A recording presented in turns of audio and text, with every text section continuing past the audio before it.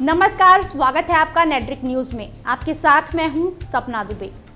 गणेशोत्सव के मौके पर पीएम मोदी ने मुंबई को 3 नई मेट्रो की सौगात दी है। मुंबई एयरपोर्ट पर महाराष्ट्र के सीएम देवेंद्र फडणवीस और राज्यपाल भगत सिंह कोश्यारी ने पीएम मोदी का स्वागत किया। वीडियो में आगे बढ़ने से पहले आप चैनल को सब्सक्राइब जरूर कर लें, साथ ही बेल आइकन को जरूर दबाएं, जिससे हर अपडेट आप तक पहुंच पाए। आगे आपको बता दें कि आने वाले विधानसभा से पहले पीएम मोदी ने महाराष्ट्र को 19,000 करोड़ रुपए की लागत वाले 3 और मेट्रो कॉरिडोर की आधारशिला रखी। मेट्रो कॉरिडोर की आधारशिला रखने से पहले पीएम मोदी ने विले पार्ले में लोकमान्य सेवा संघ तिलक मंदिर में गणपति की पूजा अर्चना की।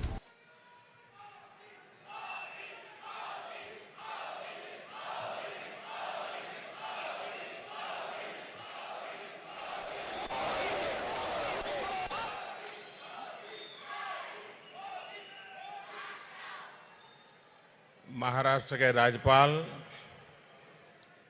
श्रीमान भगत सिंह कोश्यारी जी, यहाँ के लोकप्रिय एवं यशस्वी मुख्यमंत्री श्रीमान देवेंद्र फडणवीस जी, माजलान भाव उद्धव ठाकरे जी,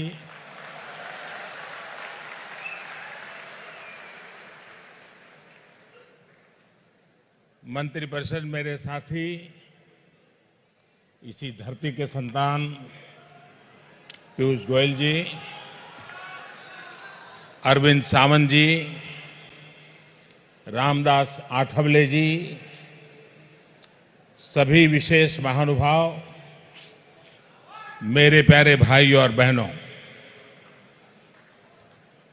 नमस्कार मुंबईकर।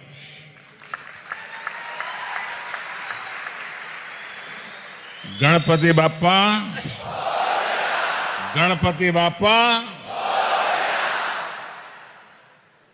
गणेश उत्सवाच्या आपणा सर्वांना खूप खूप शुभेच्छा।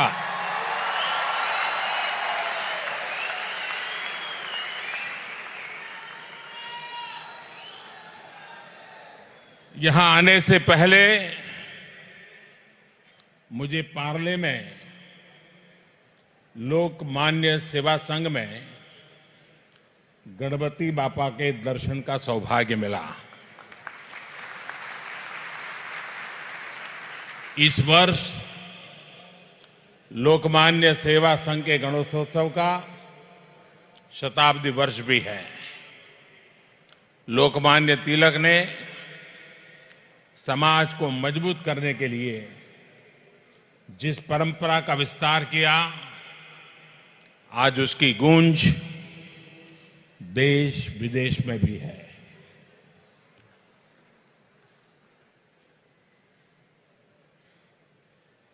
हमारे नए गवर्नर श्री यहां आए हैं, श्रीमान कोश्यारी जी।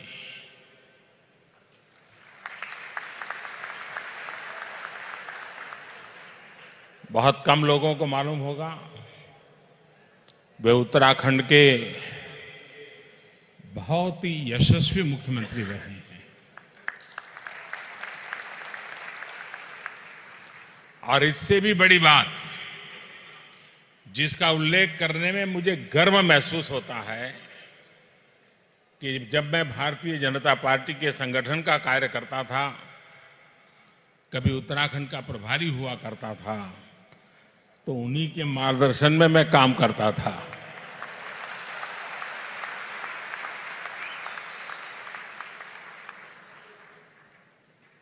साथियों, मुंबई और महाराष्ट्र के लोगों की सादगी और स्नेह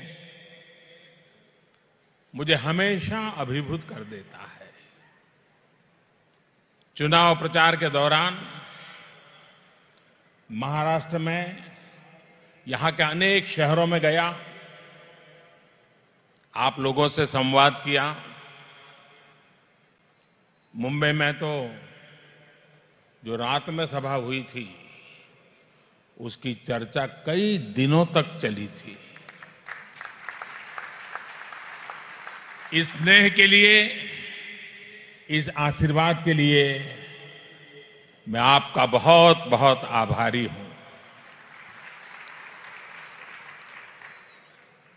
बनते बिगड़ते मौसम के बीच आज भी आप अपना समय निकालकर इतनी बड़ी तादाद में आकर के इस कार्यक्रम की शोभा बढ़ाई।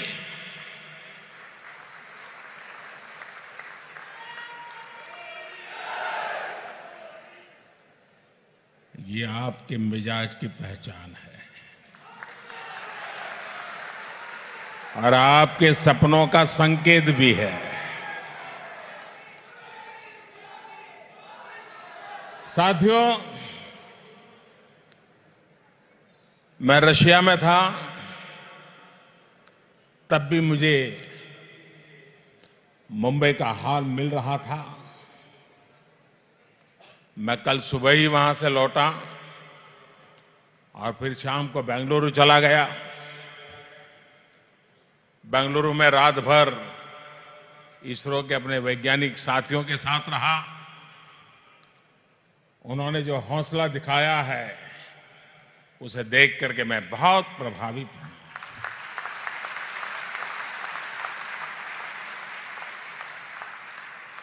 अपने लक्ष्य के लिए कैसे दिन रात एक कर दिया जाता है, कैसे विपरीत से विपरीत परिस्थिति में भी, बड़ी से बड़ी चुनौती में भी पूरी तन्मयता के साथ कैसे अपने लक्ष्य को प्राप्त किया जाता है, ये इसरो के हमारे वैज्ञानिकों, हमारे इंजीनियरों से हम सब सीख सकते हैं।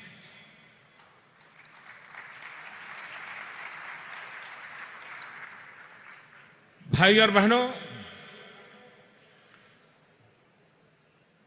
हमारे शास्त्र एक प्रकार से ज्ञान का भंडार है। भर्तृहरि ने कहा था, प्रारभ्यते न खलु विघ्न भयेन निचैः, प्रारभ्य विघ्न विहिता विरमन्ति मद्याः, विघ्न ही पुनः पुनरपि प्रतिहन्यमानाः प्रारब्ध मुक्त मुगुणा न परित्यजन्ति। यानी किसी भी लक्ष्य को प्राप्त करने के लिए प्रयास करने वाले तीन तरह के लोग होते हैं। सबसे निचले पायदान पर वो लोग होते हैं जो रुकावटों के डर से कभी काम की शुरुआत ही नहीं करते। इसके बाद मध्य स्तर के, और मध्य स्तर पर कुछ लोग ऐसे होते हैं जो काम तो शुरू कर देते हैं, लेकिन पहली रुकावट आते ही 9, 2, 11 हो जाते हैं, भाग जाते हैं।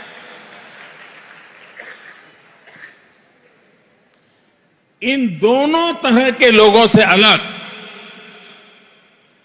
सबसे ऊंचे स्तर पर वो लोग पहुंचते हैं जो लगातार रुकावट के बावजूद, बड़ी से बड़ी चुनौतियों के बावजूद निरंतर प्रयास करते हैं और अपने लक्ष्य को प्राप्त करके ही दम लेते हैं।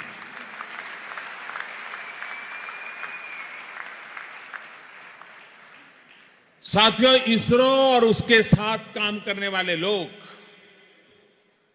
ये तीसरी प्रवृत्ति वाले लोग हैं। जब तक लक्ष्य प्राप्त नहीं हो जाता, वो न रुकते हैं, न थकते हैं, न बैठते हैं। अब मिशन चंद्रयान में एक रुकावट आज हमने देखी है। लेकिन इसरो के वैज्ञानिक तब तक नहीं रुकेंगे जब तक मंजिल पर नहीं पहुंच जाते।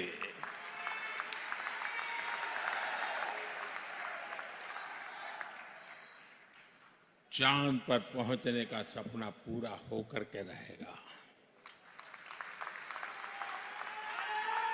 और साथियों, हमें ये भी याद रखना है कि चंद्रयान के साथ भेजा गया ऑर्बिटर अभी वही है, चंद्रमा की परिक्रमा कर रहा है। ये भी एक ऐतिहासिक उपलब्धि है। मैंने मुंबई के लोगों की स्पिरिट के बारे में बहुत सुना है, देखा है, अनुभव किया है। आज इसरो के लोगों की स्पिरिट देखी और समझी तो मुझे जरूरी लगा कि आपसे भी उन बातों को जरा शेयर करो। भाई और बहनों, अपने संकल्पों के लिए निरंतर प्रयास, गणेशोत्सव की उमंग और इसी माहौल में आज महाराष्ट्र में हजारों करोड़ रुपए की योजनाओं का श्री गणेश हो रहा है, शुभारंभ हो रहा है। मुंबई के बाद मेरा औरंगाबाद जाने का भी कार्यक्रम है। वहां भी अनेक परियोजनाओं की शुरुआत होगी। मैं विशेषकर मुंबई और उसके सब अर्बन इलाकों में रहने वाले लोगों को बहुत बहुत शुभकामनाएं देता हूं। 20,000 करोड़ रुपए से ज्यादा का काम आज यहां शुरू हो रहा है। नई मेट्रो लाइन हो, मेट्रो भवन हो, मेट्रो स्टेशन में सुविधाओं का विस्तार हो,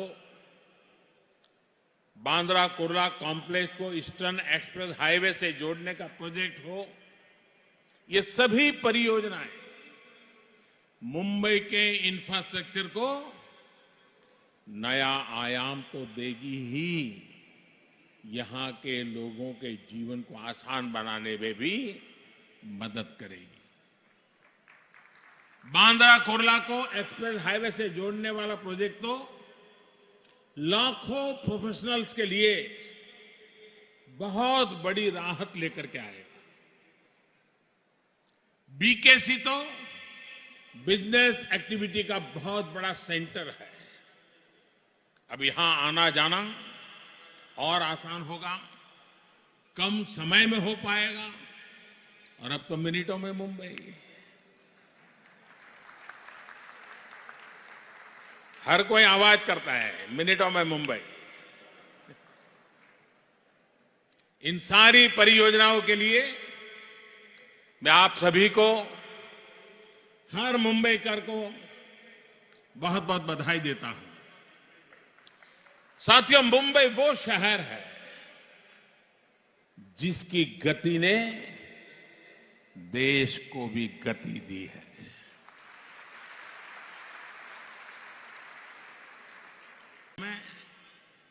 आमची मुंबई के इंफ्रास्ट्रक्चर को सुधारने के लिए हमने बहुत ईमानदारी से प्रयास किया है।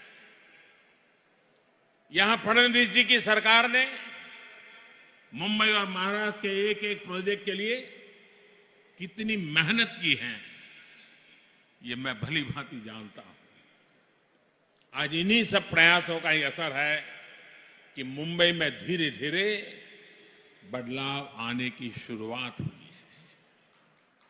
और मैं इससे सबसे सकारात्मक पक्ष ये देखता हूं कि वर्तमान के साथ ही भविष्य की जरूरतों, आने वाले दशकों की आवश्यकताओं के हिसाब से अभी से काम किया जा रहा है। भाइयों और बहनों, आज जब देश $5 ट्रिलियन इकोनॉमी के लक्ष्य की तरफ बढ़ रहा है, तब हमें अपने शहरों को भी 21वीं सदी की दुनिया के मुताबिक बनाना ही होगा। मोबिलिटी हो, कनेक्टिविटी हो, प्रोडक्टिविटी हो, सस्टेनेबिलिटी हो या फिर सेफ्टी, हर लिहाज से एक बेहतर व्यवस्था हमें तैयार करनी है। इसी सोच के साथ हमारी सरकार अगले 5 साल में आधुनिक इंफ्रास्ट्रक्चर पर 100 लाख करोड़ रुपए खर्च करने जा रही है। इस राशि का बहुत बड़ा लाभ मुंबई के साथ साथ पूरे महाराष्ट्र के तमाम शहरों को भी होने वाला है। साथियों, देश भर में शहरों में मोबिलिटी को, ट्रांसपोर्ट को बेहतर बनाने के लिए हम एक इंटीग्रेटेड सिस्टम पर बल दे रहे हैं। रोड हो, रेल हो, मेट्रो हो, ऐसे हर माध्यम को एक दूसरे से कनेक्ट किया जा रहा है। आज यहां मुंबई मेट्रोपॉलिटन रीजन, उसमें बेहतर पब्लिक ट्रांसपोर्ट सिस्टम तैयार करने के लिए भी एक विजन डॉक्यूमेंट रिलीज किया गया है। इसमें आने जाने के अलग अलग माध्यमों, जैसे मुंबई लोकल हो, बसों का सिस्टम हो या फिर मेट्रो, इनका कैसे सही उपयोग हो सके, इसका विस्तार से ब्यौरा दिया गया। खास तौर पर मुंबई मेट्रो के लिए मास्टर प्लान इसमें बनाया गया है। भाई और बहनों, बीते 5 वर्षों से मुझे मुंबई मेट्रो के विस्तारीकरण से निरंतर जुड़ने का मौका मिलता रहा है। करीब 1.5 लाख करोड़ रुपए की लागत से मेट्रो नेटवर्क का विस्तार यहां किया जा रहा है। अभी मुंबई में सिर्फ 11 किलोमीटर का मेट्रो नेटवर्क है, लेकिन 2023-24 तब तक ये बढ़कर 325 किलोमीटर से अधिक हो जाएगा। इसका सबसे बड़ा लाभ ये होगा कि आज जितने लोग मुंबई में लोकल रेल से रोज सफर करते हैं, लगभग उतनी ही कैपेसिटी मेट्रो की भी हो जाएगी। लोकल को आधुनिक बनाने के साथ ही मेट्रो के विस्तार का ये कॉम्बिनेशन मुंबई की वर्तमान जरूरतें पूरी करने के साथ ही आने वाले वर्षों के लिए भी तैयार करेगा। साथियों, हम सिर्फ मेट्रो लाइन ही नहीं, सिर्फ उछे ही बिछा रहे ऐसा नहीं, बल्कि लाइनों पर जो मेट्रो दौड़ेगी उसके कोच भी भारत में ही बन रहे हैं। थोड़ी देर पहले ही मैंने मोकअप कोच को देखा है। मेक इन इंडिया के तहत बनने वाले आधुनिक मेट्रो कोच मुंबई मेट्रो को सुरक्षित और सुविधाजनक और किफायती बनाने वाले हैं। भाई और बहनों, इंफ्रास्ट्रक्चर का जितना रिश्ता इकोनॉमी से है, ईज ऑफ लिविंग से है, उतना ही एम्प्लॉयमेंट से भी है। इंफ्रा पर निवेश का मतलब है उतना ही रोजगार के नए अवसर बनना।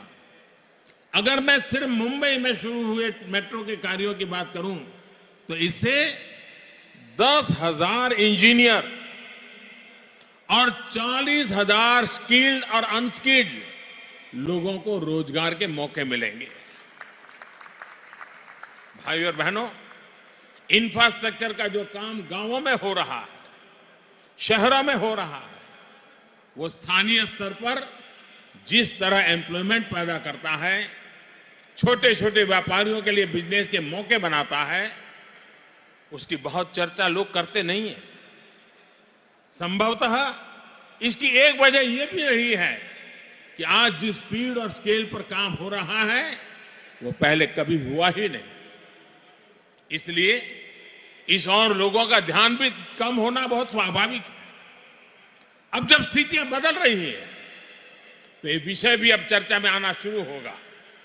सोचिए, क्या कोई पहले सोच भी सकता था कि बरसों से अटका हुआ नवी मुंबई एयरपोर्ट का काम, मुंबई ट्रांस हार्बर लिंक का काम, मुंबई अहमदाबाद बुलेट ट्रेन का काम इतने व्यापक रूप से शुरू होगा, इतनी तेज गति से आगे बढ़ेगा? ये सारे प्रोजेक्ट मुंबई और आसपास के लोगों के रोजगार के अनेकों नए अवसर दे रहे हैं। भाई और बहनों, जब मैं स्पीड और स्केल की बात करता हूं तो मेरे पास इतने उदाहरण होते हैं कि उन्हें गिनाते गिनाते शायद शाम हो जाए। आज यहां मेट्रो के बड़े प्रोजेक्ट शुरू हुए हैं तो मैं उसी का उदाहरण आपको देना चाहता हूं। साथियों, हमारे देश में पहली मेट्रो 30-35 साल पहले शुरू हुई थी। इसके बाद 2014 तक कुछ ही बड़े शहरों में मेट्रो चल पाई। आज देश में 27 शहरों में मेट्रो या तो शुरू हो चुके हैं या निकट भविष्य में शुरू होने वाले। पीएम मोदी ने जिन 3 मेट्रो परियोजनाओं की घोषणा की, उनमें 9.2 किलोमीटर गैमुख शिवाजी चौक मीरा रोड मेट्रो 10 कॉरिडोर है, 12.8 किलोमीटर वाला वडाला सीएसटी मेट्रो 11 कॉरिडोर और 20.7 किलोमीटर कल्याण तलौजा मेट्रो 12 कॉरिडोर शामिल है। फिलहाल के इतना ही। बाकी ऐसी और वीडियोस के लिए आप चैनल को सब्सक्राइब करना ना भूलें। आप देख रहे हैं नेट्रिक न्यूज, साहस सच कहने का।